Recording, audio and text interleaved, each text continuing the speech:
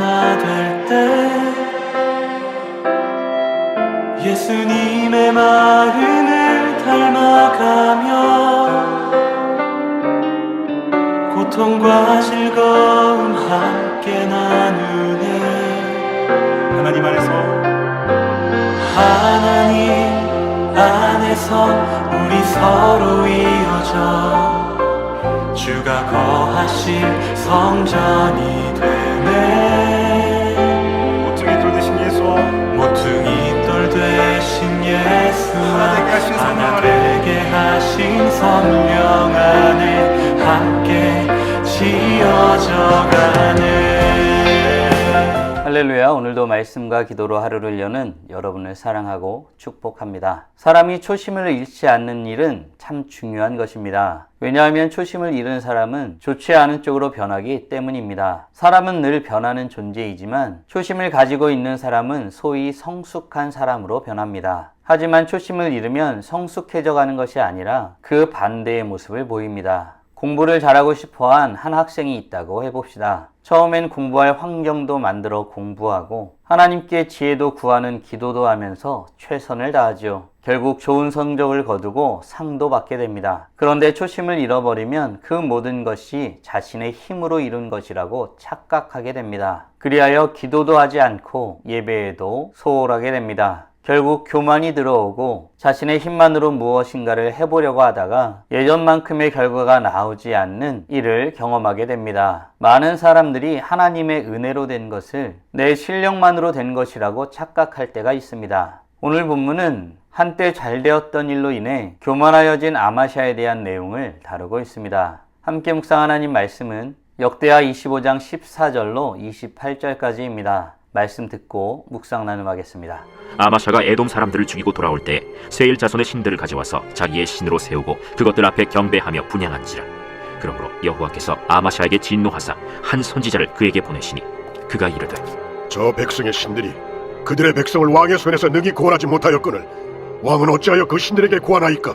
선지자가 아직 그에게 말할 때 왕이 그에게 이르되 우리가 너를 왕의 모사로 삼았느냐 그치라 어찌하여 맞으러 아니냐?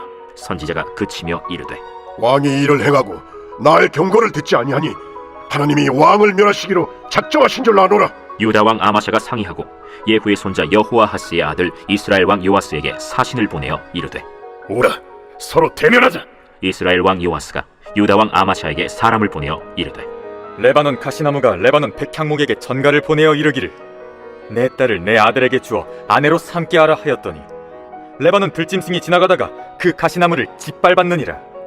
내가 에돔 사람들을 쳤다고 내 마음이 교만하여 자긍하는도다. 내 궁이나 있으라. 어찌하여 화를 자초하여 너와 유다가 함께 망하고자 하느냐? 하나 아마샤가 듣지 아니하였으니 이는 하나님께로 말미암은 것이라. 그들이 에돔 신들에게 구하였으므로 그 대적의 손에 넘기려 하심이더라. 이스라엘 왕 요아스가 올라와서 유다 왕 아마샤와 더불어 유다의 벳세메스에서 대면하였더니 유다가 이스라엘 앞에서 패하여 각기 장막으로 도망한지라. 이스라엘 왕 요아스가 벳세메스에서 여호아하스의 손자 요아스의 아들 유다 왕 아마샤를 사로잡고 예루살렘에 이르러 예루살렘 성벽을 에브라임 문에서부터 성모퉁이 문까지 400규빗을 헐고 또 하나님의 전안에서 오벳에돔이 지키는 모든 금은과 그릇과 왕궁의 재물을 빼앗고 또 사람들을 볼모로 잡아가지고 사마리아로 돌아갔더라. 이스라엘 왕 요아하스의 아들 요아스가 죽은 후에도 유다 왕 요아스의 아들 아마샤가 15년간 생존하였더라. 아마샤의 이외의 처음부터 끝까지의 행적은 유다와 이스라엘 열왕기에 기록되지 아니하였느냐. 아마샤가 돌아서서 여호와를 버린 후로부터 예루살렘에서 무리가 그를 반역하였으므로 그가 라기스로 도망하였더니 반역한 무리가 사람을 라기스로 따라보며 그를 거기서 죽이게 하고 그의 시체를 말에 실어다가 그의 조상들과 함께 유다 성읍에 장사하였더라. 오늘 본문은 유다 왕 아마샤의 마지막에 대한 이야기입니다. 한때 하나님의 뜻을 받들어 순종하기를 선택하였던 아마샤, 그리하여 승리를 하였던 아마샤가 어떤 착각을 하게 되었는지, 그리고 그로 인하여 어떻게 교만해졌는지, 그래서 결국 그는 어떻게 되는지에 대해서 보여줍니다. 하나님의 뜻대로 북이스라엘의 군대를 돌려보내고 그로 인해 하나님께서 크게 도우심으로 압도적인 승리를 거둔 아마샤입니다. 그러나 그 전쟁의 승리에 도취되었는지 아마샤는 못된 짓을 하게 됩니다. 에돔과의 전쟁에서 승리하여 돌아올 때 그는 세일 자손들의 신들을 가져왔습니다. 그리고 그 신들을 자신의 신으로 세우고 경배하고 분향하였습니다. 하나님은 이에 어떻게 반응하셨을까요? 15절입니다.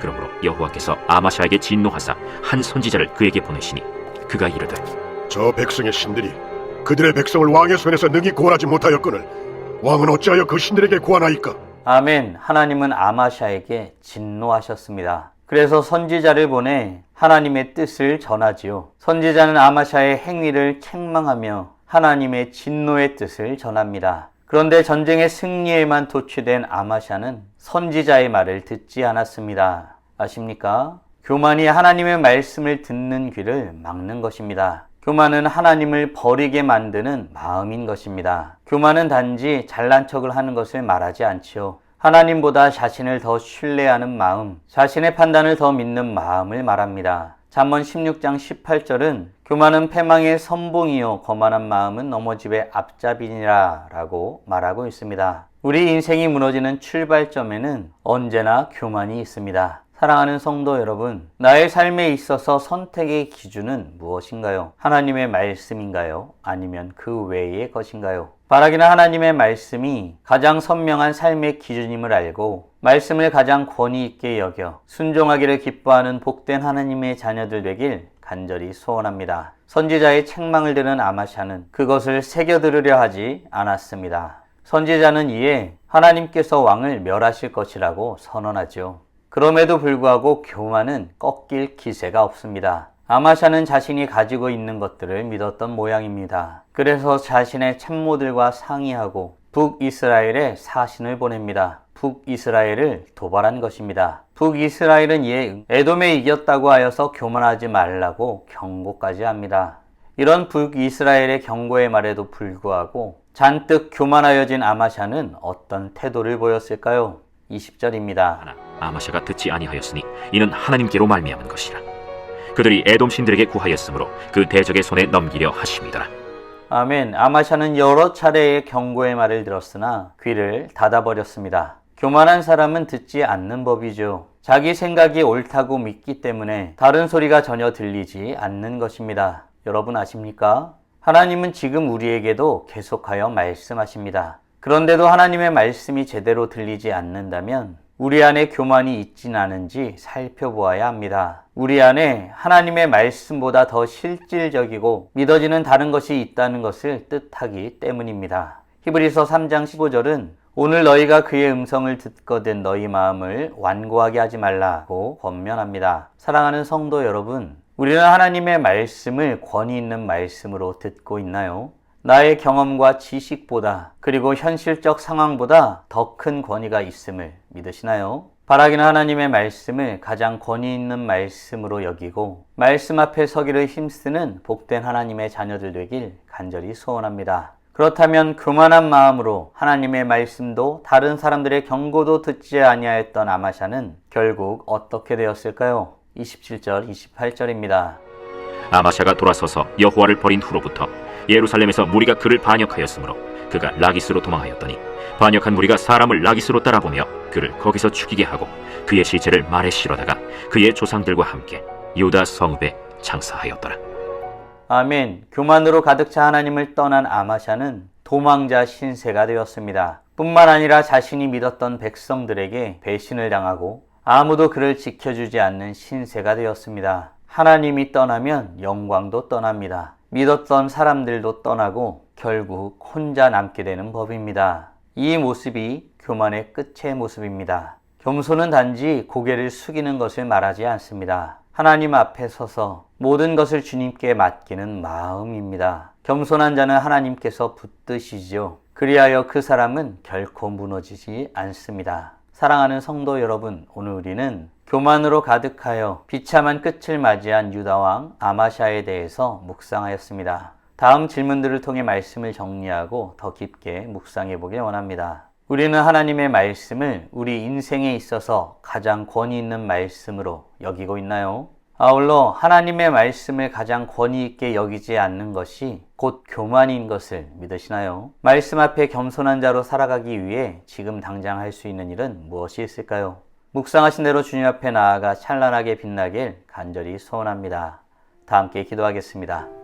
살아계신 하나님 감사합니다. 오늘도 주의 말씀을 통하여서 주님을 알고 주의 뜻을 깨닫고 고백하게 하심에 감사드립니다. 한때는 주님을 믿고 순종하여 승리를 거두는 왕이었으나 결국 그 승리에 도취되어 교만하여지고 그 교만으로 인하여 하나님 외에 다른 것을 신뢰함으로 비참한 최후를 맞이한 아마샤에 대해서 묵상하게 되었습니다. 우리도 혹 하나님의 말씀보다 다른 것을 가장 권위 있는 것으로 여기고 믿고 따르고 있는지 우리 자신을 돌아보게 됩니다. 하나님, 우리가 원하는 한 가지 고백이 있습니다. 하나님의 말씀이 나의 인생에 가장 권위 있는 말씀입니다. 라는 고백입니다. 세상 사람들의 지혜나 사람들의 어떤 힘이나 집단 지성을 믿는 것이 아니라 상황을 믿는 것이 아니라 우리의 삶을 주관하시는 여호와 하나님을 믿고 주의 말씀을 청종하기를 힘쓰며 오늘도 주님과 함께 살아가기를 힘쓰는 우리 모두가 되길 간절히 소원합니다. 이렇게 주님 앞에 나아갈 때 우리를 받으시고 말씀하시고 우리를 인도하시는 그 순간순간들을 목도하는 복된 하나님의 자녀들이 되길 간절히 소원하오니 우리의 삶을 주관하여 주시옵소서. 이로써 찬란하게 빛나는 우리 모두가 되게 하여 주시고 오늘도 주님과 함께 살고 이웃과 함께 살아 우리의 삶을 통하여 영광 돌리게 하여 주시옵소서.